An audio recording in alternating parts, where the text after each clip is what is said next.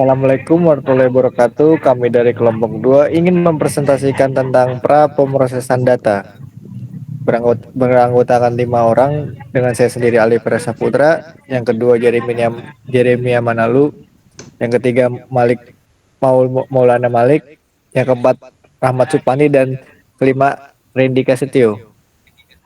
Selanjutnya, mengapa data diproseskan di awal? Pertama, di lapangan, data yang memiliki raw data biasanya kotor dan berantakan.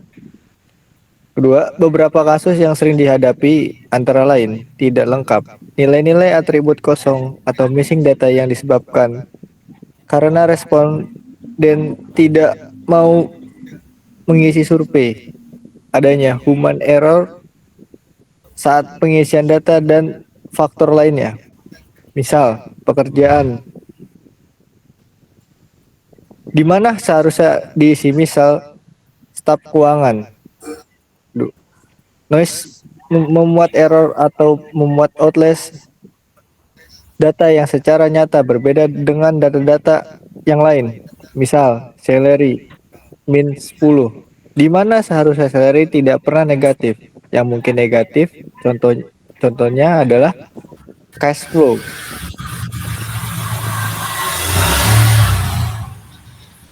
Tak konsisten, membuat perbedaan dalam kode atau nama. Contoh, ulang tahun 03071997. Harusnya konsisten. Date, month, year. Rating sebelumnya 1, 2, 3. Sekarang ratingnya A, B, C. Perbedaan antara duplikasi rekor data yang sama muncul 2 kali atau lebih. Yang ketiga, data yang baik akan menghasilkan hasil yang baik. Yang keempat, tahapan pre-processing membantu di dalam perbaikan presisi dan kinerja dalam analisis data dan mencegah kesalahan dalam prosesnya. Selanjutnya, mengapa data kotor? Pertama, tidak kelengkapan data datang dari nilai data yang tersedia saat dikumpulkan. Perbedaan pertimbangan waktu antara saat data dikumpulkan dan saat data dianalisa. Masalah manusia, hardware dan software. Kedua, noise data datang dari proses data. Pengumpulan, pemasukan atau entry, dan transisi. Yang ketiga, tidak konsistennya data datang dari sumber data yang berbeda.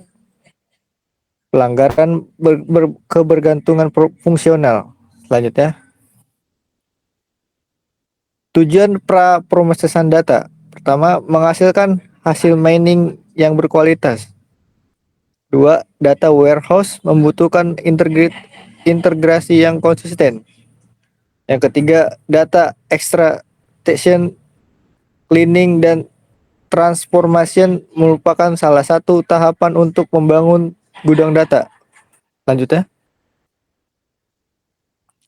tahapan pra prosesan data. Processing terdiri dari beberapa aspek. Pertama, data clean, data kosong atau data impletion,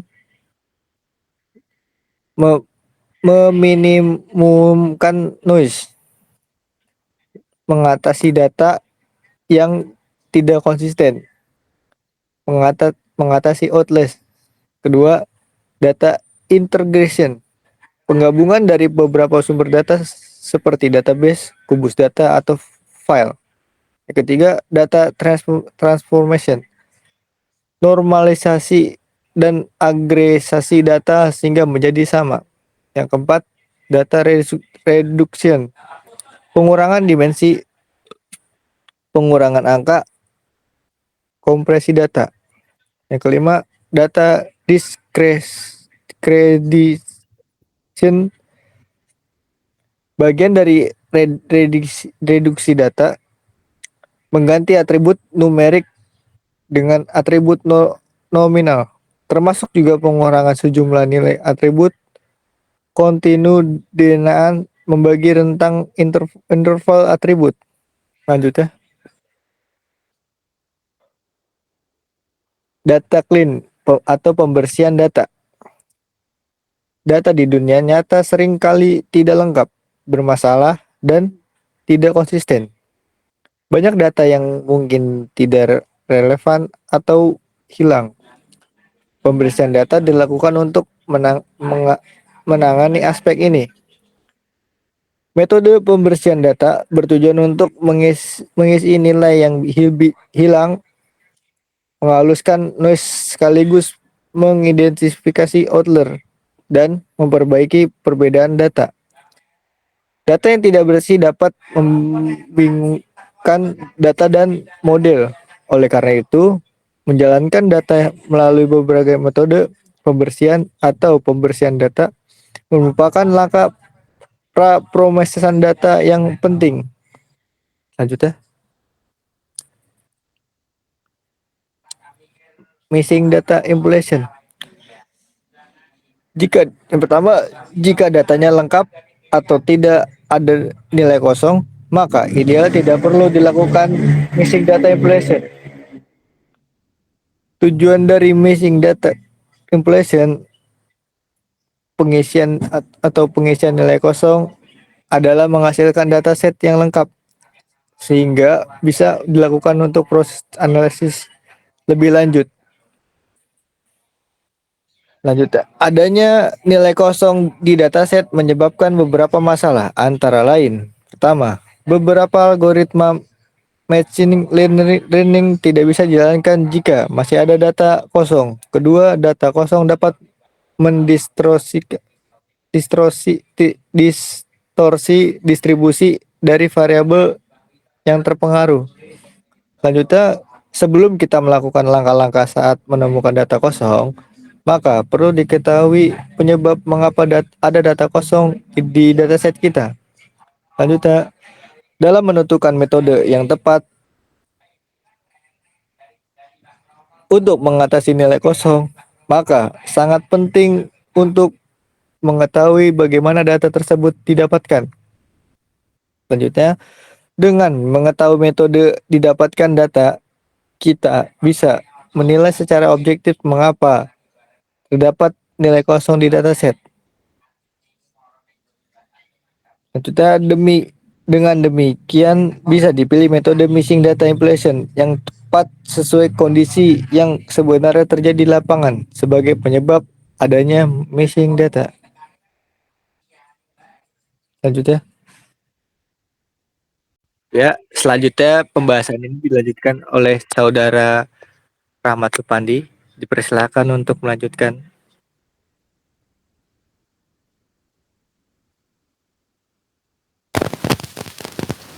Oke, sekarang kita ke metode missing data impletion.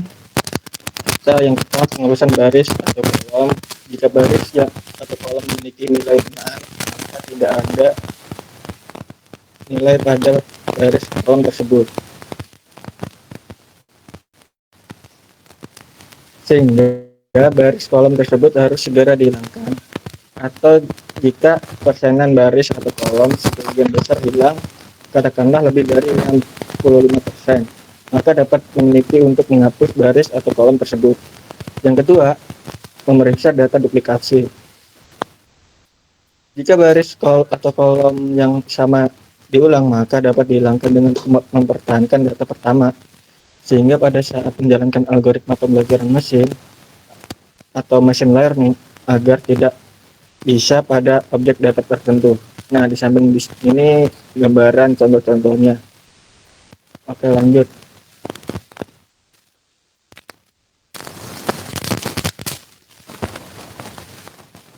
Metode missing data impletion memperkirakan data yang hilang.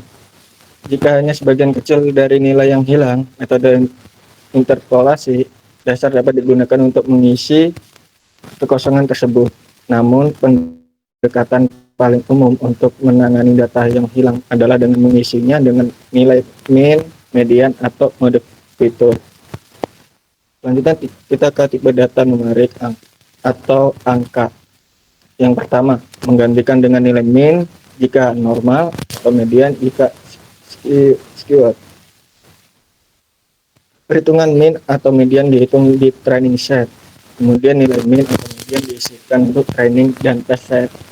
Yang kedua, menggantikan nilai akhir dan distribusi mirip dengan tahap kedua di atas. Formula min kurang lebih 3 kali SD jika distribusi normal dan jika distribusi skewed, maka V1 min IVR kali 3 atau lower limit, atau V3 plus IVR kali 3 atau upper limit. Yang ketiga, menghilang baris-baris data yang hilang dilakukan jika baris yang hilang adalah random dan kurang dari 5% total data. Yang kita sekarang ke tipe data kategorikal atau bisa disebut kategori. Nah, yang pertama menggantikan dengan nilai kategori yang saling muncul modus most frequent diasumsikan terjadi karena MCAR. Yang kedua, menggantikan dengan kategori baru seperti kosong atau missing atau dan lain-lainnya. Yang ketiga, menghilangkan baris-baris data yang hilang dilakukan jika baris yang hilang adalah random dan kurang dari 5% total data. Selanjutnya. Nah, di sini kita ke gambaran juga kode-kodenya. Pada kode pertama kita melakukan import library yang diperlukan. Padas digunakan untuk mengubah dimensi data, membuat tabel, membaca data, dan memeriksa data. Num digunakan untuk mengoperasikan perhitungan tipe data numerik seperti penjumlahan dan pengurangan. Simple puter dari scalar atau titik input digunakan untuk mengisi data yang hilang dengan metode tertentu. Jadi sebelum memulai proses imputasi, kita harus memastikan bahwa semua library yang diperlukan sudah diimport. Selanjutnya, pada kode kedua, kita mengupload data ke dalam bentuk data frame. PD read CSF digunakan untuk membaca file CSF yang berisi data latihan. Lalu, data tersebut ditampilkan menggunakan print DF. Nah, data yang kita gunakan berisi 4 kolom, yaitu nama, usia, IPK, lulus, tepat waktu. Jika kita lihat pada tabel yang tercetak di layar, ada missing value atau nilai kosong yang terlihat di kolom IPK dan lulus tepat waktu.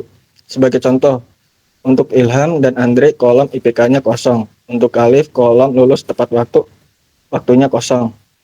Ini adalah kode imputasi untuk tipe data numerik yaitu pada kolom IPK. Selanjutnya.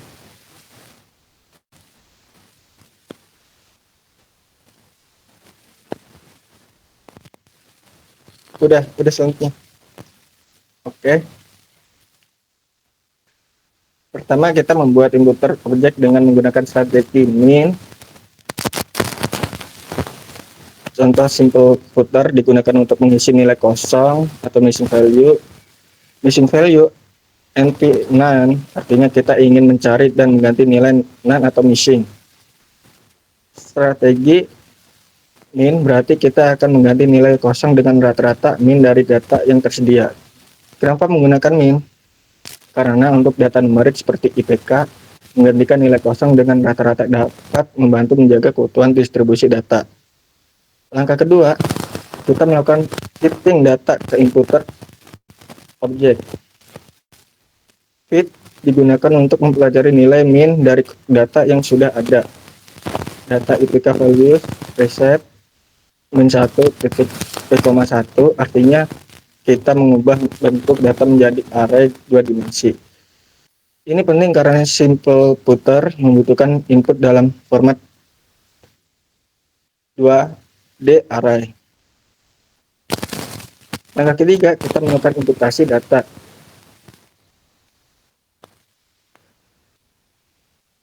Transform akan mengganti semua nilai NaN dengan nilai min yang sudah dihitung. Yang sudah dihitung tadi. Terakhir, kita cetak hasilnya dengan print. Ini akan menampilkan IPK baru yang sudah lengkap tanpa nilai kosong. Selanjutnya, pertama, kode DF ISNA sum ISNA berfungsi untuk mengecek apakah ada nilai kosong di dalam data sum, kemudian menjumlahkan nilai kosong tersebut di setiap kolom. Hasil yang kita dapatkan nama kosong, usia kosong, IPK cuma 2. Lulus tepat waktu 1. Fokus kita di slide ini adalah kolom lulus tepat waktu karena itu adalah data kategorikal. Setelah tahun kolom yang missing, langkah selanjutnya adalah mengisi missing value. Caranya seperti kode berikut. Lulus tepat waktu, kita pilih kolom yang ingin kita imputasi. Fill NaN. Terus kita ini untuk mengisi missing value, DF lulus tepat waktu, value count. Ini menghitung jumlah masing-masing kategori. Misalnya berapa banyak yang true dan beberapa banyak yang false. IDX max ini mengambil kategori yang paling banyak untuk atau modus. Intlex true artinya perubahan ini langsung diterapkan ke data asli tanpa harus membuat variabel baru. Kenapa pakai modus? Karena untuk data kategorikal min atau median tidak masuk akal. Yang paling logis adalah mengisi dengan kategori yang paling sering muncul agar distribusi data tidak berubah drastis. Oke, sampai situ kita akan selanjutnya dengan Randy Prasetyo.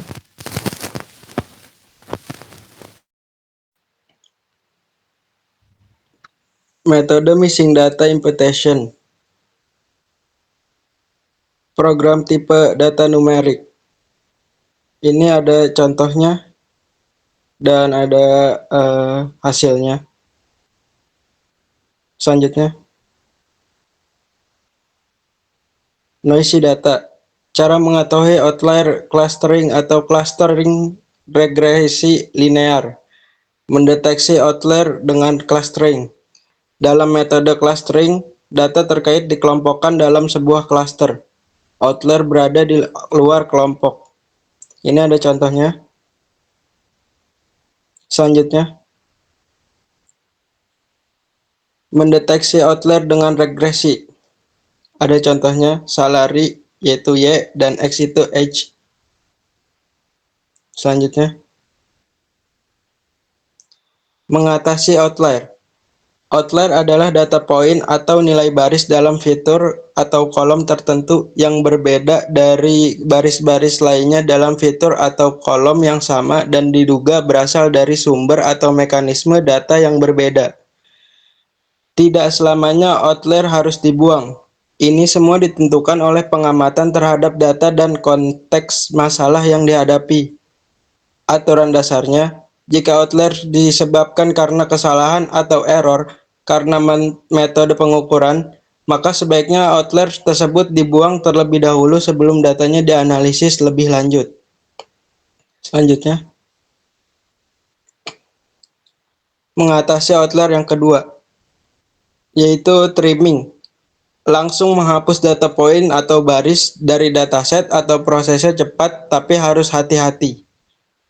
Yang kedua ada missing data. Memberlakukan outlier sebagai missing data dan lakukan missing data imputation. Yang ketiga ada discretization. Mentransformasi data kontinu menjadi data diskret dengan rentang tertentu. Dengan demikian, data outlier akan menjadi bagian dari data urutan di belakangnya. Misal, usia 16-70 tahun diganti menjadi 16-20 tahun, atau 21-25 tahun, atau 30-35 tahun, dan seterusnya. Yang keempat ada sensoring. Jika lebih besar atau lebih kecil dari batas tertentu, maka ganti dengan nilai yang ditentukan. Oke, selanjutnya akan dibacakan oleh Maulana Malik Fajar. Oke. Selanjutnya data transformation. Tujuan diadakan transformasi data agar data lebih efisien dalam proses data mining dan mungkin juga agar pola yang dihasilkan lebih mudah dipahami. Ada 3 hal yang termasuk transformasi data, yaitu smoothing untuk menghapus noise dari data, aggregation yaitu ringkasan konstruksi data cube, normalization adalah min, max, z-core, decimal scaling.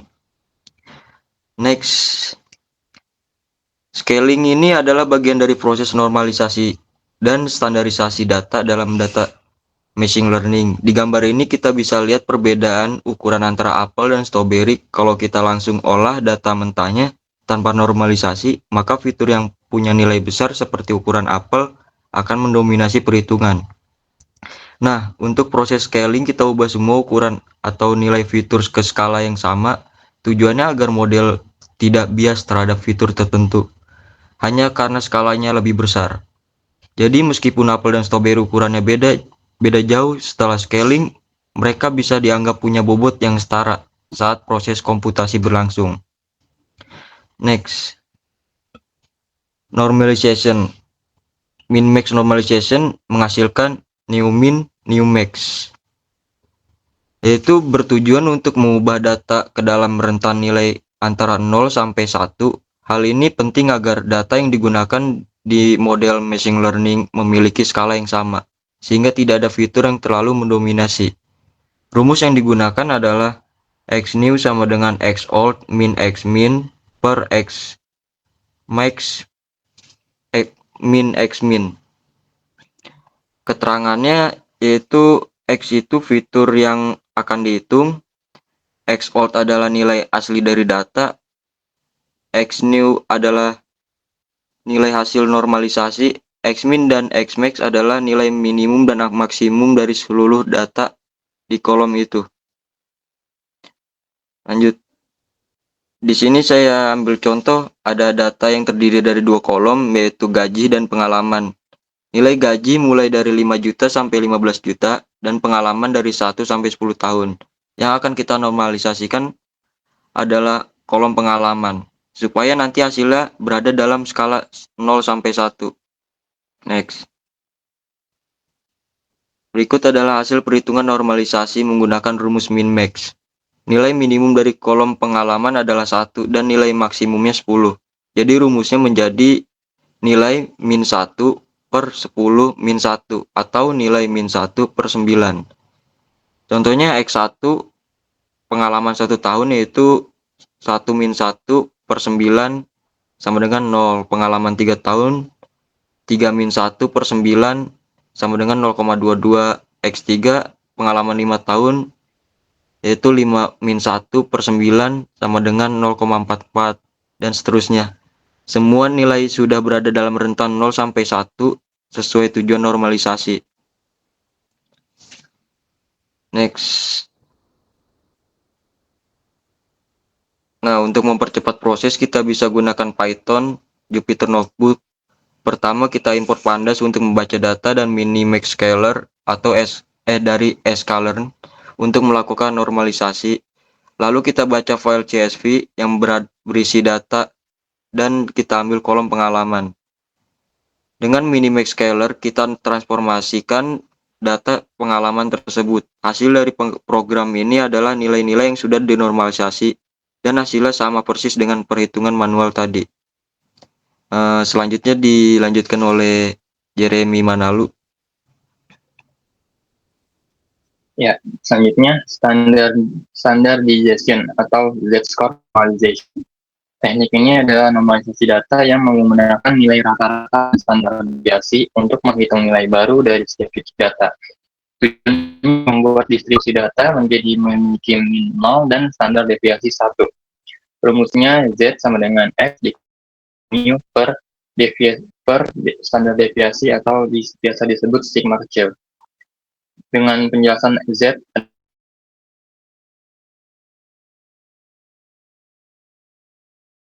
adalah ukuran fitur yang sudah distandarisasi, dan X adalah fitur yang akan dihitung, mu adalah rata-rata atau mean, dan sigma kecil adalah hasilnya sudah ada di table ya. Untuk pengerjaannya, cara ini mencari mean-nya terlebih dahulu. Rumus mean adalah penjumlahan dari totalnya banyak data dan dibagi banyak data. Seperti yang kita dapatkan dari mean ini adalah 5,2, dan mencari standar deviasinya seperti yang ada ini kita dapatkan 3,1. Mulai menghitungkannya seperti rumus yang pertama yang tadi, Z1 atau pengalaman 1 tahun dihitung dengan 1 dikurang minnya tadi 5,2 per 3,12 dengan hasil menjadi min 1,34439. Dan begitu juga selanjutnya dengan pengalaman 3 tahun dihitung menjadi 3 dikurang 5,2 per 3,12 dengan hasil menjadi min 0,7042. Begitu juga selanjutnya dengan menggunakan rumus standar Keller pada Python. Rumusnya seperti ini, di mana sintaksnya juga diawali dengan input library, di mana kita menggunakan pandas untuk data. Lalu kita input kelas dari standar Keller dari scalar.preprocessing. Dilanjut kita membuat variabelnya bersama scalar untuk menyimpan kelas standar scalar. Lalu buat variabel baru untuk menyimpan hasil dari transformasinya standar Keller dengan kolom pengalaman. Lalu kita panggil scalar untuk menghasilkan tadi yang sudah di standar Keller.